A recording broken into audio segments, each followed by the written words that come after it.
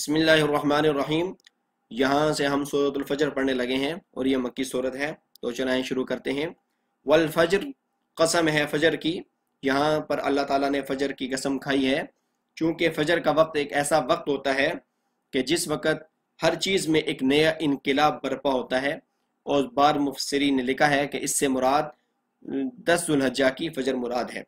वलयालिन अश्र, और कसम है 10 रातों की, इससे मुराद ज़ुल्हज्जा के पहले 10 दिन हैं। हज़रत आयशा रज़ियल्लाहु तआला अन्हा फरमाती हैं कि इन रातों की बड़ी फजीलत है, हत्ता कि नबी करीम सल्लल्लाहु अलैहि वसल्लम अज़वाज मुतहरात को जगाया करते थे इन रातों में इबादत करने के लिए। वश्शफ़ई वल वत्र, और कसम है जुफ्त की, वल वत्र, और ताक की। जुफ्त से मुराद 10 ज़ुल्हज्जा का दिन है और वत्र से मुराद 9 ज़ुल्हज्जा का दिन है। वल्लैलि इज़ा यसर, और रात की जब वो गुजरने लगे। हल फी ज़ालिका क़समुल लिज़ी हिज्र, एक अकल वाले को यकीन दिलाने के लिए ये कस्में काफ़ी नहीं हैं। यानी ये जो अल्लाह ताला ने ये जो कस्में खाई हैं, तो एक अक्लमंद शख्स जो है इससे इसके ज़रिए से अल्लाह ताला पर ईमान ला सकता है, यौम आखिरत पर ईमान ला सकता है। और दूसरी बात यह है कि रातों के अंदर कुछ ऐसी रातें हैं कि जो दूसरी रातों के बराबर नहीं हैं, जिस तरह के ये 10 रातें हैं। तो इसी तरह लोगों में से भी कुछ ऐसे लोग होने चाहिए जो कि दूसरों के बराबर ना हो, यानी जो नेक अमाल करें उनको अच्छा बदला दिया जाए और जो बुरे अमाल करें उनको बुरा बदला दिया जाए। अलम तरा कैफ़ फ़अल रब्बुका बिआद, तो क्या आपने नहीं देखा कि आपके रब ने कौम आद के साथ क्या सलूक किया।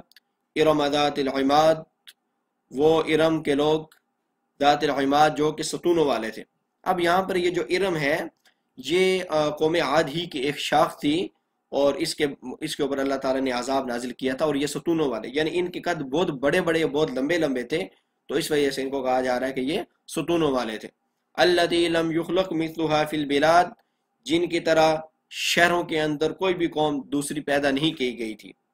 व समूद अल्लज़ीन जाबु सख्र बिलवाद, और कौम समूद अल्लज़ीन जाबू, जिन्होंने तराश रखा था अस्सख्रा, चट्टानों को, बिलवाद, वादियों में, यानी जो पहाड़ों में तराश कर अपने घर बनाते थे। व फ़िरऔन ज़िल औताद, और कौम फ़िरऔन के साथ क्या सलूक किया। ज़िल औताद जो कि मेखों वाला था, यानी फ़िरऔन जब किसी शख्स को सज़ा देता था तो दीवार के साथ उसके हाथ और पाँव में मेखें गाड़ देता था। अल्लज़ीन तगौ फ़िल बिलाद, ये सब वही कौमें और वही लोग थे जिन्होंने शहरों में सरकशी की थी। फ़अक्सरू फ़ीहल फ़साद, और इन्होंने इन शहरों में बहुत ज़्यादा फसाद बर्पा किया था। फ़सब्ब अलैहिम रब्बुका सौता अज़ाब, तो चुनाचे आपके रब ने उन पर अज़ाब का कोड़ा बरसा दिया। इन्न रब्बका लबिल मिरसाद, बेशक आपका रब सबको देख रहा है, यानी सबको गात लगाए हुए बैठा हुआ है, सबको देख रहा है कि सब कोई क्या कर रहा है। फ़अम्मल इंसानु इज़ा मब्तलाहु रब्बुहु, चुनाचे जब अल्लाह ताला इंसान को आजमाता है, फ़अकरमहु, तो उसको इज़्ज़त, इनाम व इकराम अता फरमाता है। फ़यक़ूलु रब्बी अकरमन, तो वह कहता है कि मेरे रब ने मेरी इज़्ज़त की। व अम्मा इज़ा मब्तला, और बाज़ का जब उसको आजमाता है, फ़क़दर अलैहि रिज़्क़ा, तो उस पर रिज़्क़ तंग कर देता है। फ़यक़ूलु रब्बी अहानन, तो वह कहता है कि मेरे रब ने मेरी तौहीन की। अब ये जो रिज़्क़ का मामला है, अल्लाह ताला किसी को खुशहाली अता फरमाता है और किसी को तंगी अता फरमाता है। ये अल्लाह ताला की एक ख़ास तक़सीम है जिसको हर शख्स नहीं समझ सकता।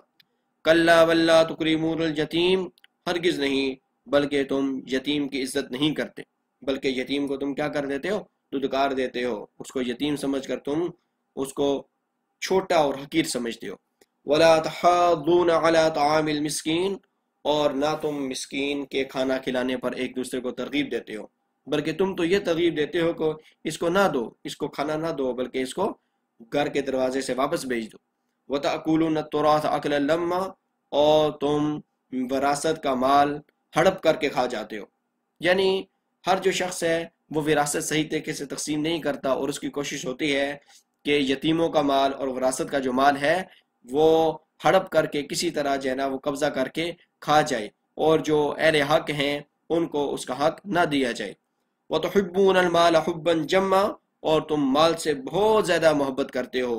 کلا اذا دکت الارض دکن دکا، ہرگز نہیں جب زمین کو کوٹ کوٹ کر ریزہ ریزہ کر دیا جائے گا، یعنی اللہ تعالیٰ قیامت کی ہولناکی کی طرف اشارہ کر رہے ہیں۔ وجاء ربک والملک صفا صفا، اور آپ کا رب والملک اور فرشتے آئیں گے صف در صف ہو کر۔ وجیء یومئذ بجہنم، اور اس دن جہنم کو بھی لایا جائے گا۔ یومئذ یتذکر الانسان، اور اس دن انسان نصیحت حاصل کرنے کی کوشش کرے گا، یعنی انسان کہے گا کاش کے دن آج کے دن میں ایمان لے کے آ جاؤں، لیکن اس ٹائم ایمان قبول نہیں ہوگا۔ وَأَنَّىٰ لَهُ الذِّكْرَىٰ، لیکن اس ٹائم نصیحت کا وقت کہاں ہوگا۔ یقول یا لیتنی قدمت لحیاتی، پھر وہ پچھتاوے میں کہے گا کاش کہ میں نے اپنی زندگی میں کچھ آگے بھیجا ہوتا، یہ آج کی جو زندگی ہے اس زندگی کے لیے میں نے کچھ آگے بھیج دیا ہوتا، کچھ میں نے اچھے اعمال کر لیے ہوتے۔ فَيَوْمَئِذٍ لَا يُعَذِّبُ عَذَابَهُ أَحَدٌ، چنانچہ اس دن اللہ کے عذاب کے برابر کوئی عذاب دینے والا نہ ہوگا۔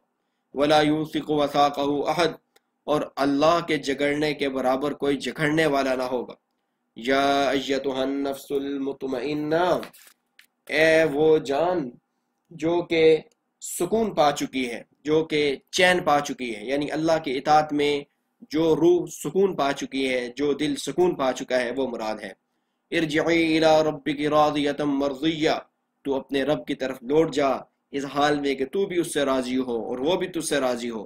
فادخلی فی عبادی، چنانچہ میرے بندوں میں داخل ہو جا۔ وادخلی جنتی، اور میری جنت میں داخل ہو جا۔ اب یہاں یہ تو نفس المطمئنہ، اس سے یہاں پر یہ مراد ہے یعنی وہ شخص جو دنیا میں اللہ تعالیٰ کی عبادت میں سکون محسوس کرتا تھا، اور اللہ تعالیٰ کی عبادت میں جو دل سکون محسوس کرتا تھا، وہ یہاں سے مراد ہے کہ اللہ تعالیٰ اس کو خاص انعام و اکرام سے نوازیں گے، اپنے بندوں میں اس کو داخل کریں گے، اور ساتھ ہی اس کو جنت میں بھی داخل کریں گے۔